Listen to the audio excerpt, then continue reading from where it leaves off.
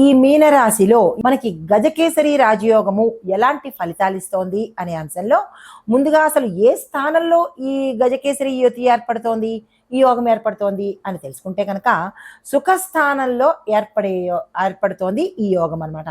అయితే సుఖస్థానము అంటే ఎక్కడ? ఇల్లు, వాహనము, ఆస్తి సంబంధిత విషయాలలో ఈ యోగము విశేషంగా కలిసి వచ్చేటట్టుగా కనబడుతోంది. అయితే దీంతో పాటు గతంలో వీరి యొక్క తల్లి అంటే ఈ రాశిలో ఉండే వారి యొక్క తల్లి ఆరోగ్యము కొంచెం ఇబ్బందికరంగా ఉంటే ఈ సమయంలో మెరుగవడంతో పాటు ఆరోగ్యంగా ఉండే అవకాశం కనబడుతోంది. అంటే చంద్రుడు మాతృకారకుడు కాబట్టి తల్లి స్థానంలో ఉండే వారికి తల్లికి కొంత ఇబ్బందిని కూడా క్రియేట్ చేయొచ్చు ఆయా రాశుల యొక్క గ్రహాలు తిరిగే ప్రభావాన్ని బట్టి. ఇక్కడ మాతృస్థానంలో ఉంది కాబట్టి చంద్రుడు మాతృకారకుడు, మనఃకారకుడు కాబట్టి తల్లి యొక్క ఆరోగ్యం మీద ప్రభావం పడే అంశము కనబడుతోంది.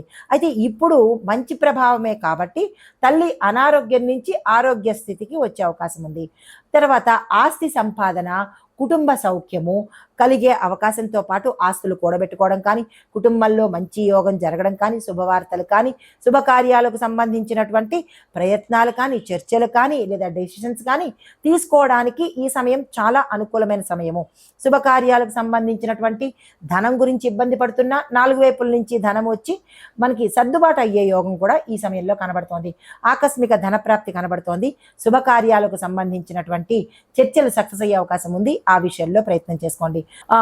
ఉద్యోగస్తులకు, తర్వాత విద్యార్థులకు, రాజకీయ నాయకులకు, ప్రముఖ ఎవరైతే ఉంటారో సెలబ్రిటీస్ కానీ ప్రముఖులు కానీ వీరికి కొంత ఇబ్బంది కలిగేటట్టుగా గోచరిస్తోంది. ఇబ్బంది అంటే విపరీతమైన ఇబ్బంది అని కాకపోయినా వారి వారి స్థానాలను బట్టి కొంత హెచ్చు తగ్గులు ఉండే అవకాశము, ఎగుడు దిగుళ్ళు ఉండే అవకాశము, మానసిక అశాంతి, ఏ పని కాకపోవడము, కొన్ని పనులు వీళ్ళకి వ్యతిరేకతను తీసుకొచ్చేటట్టుగా గోచరిస్తోంది.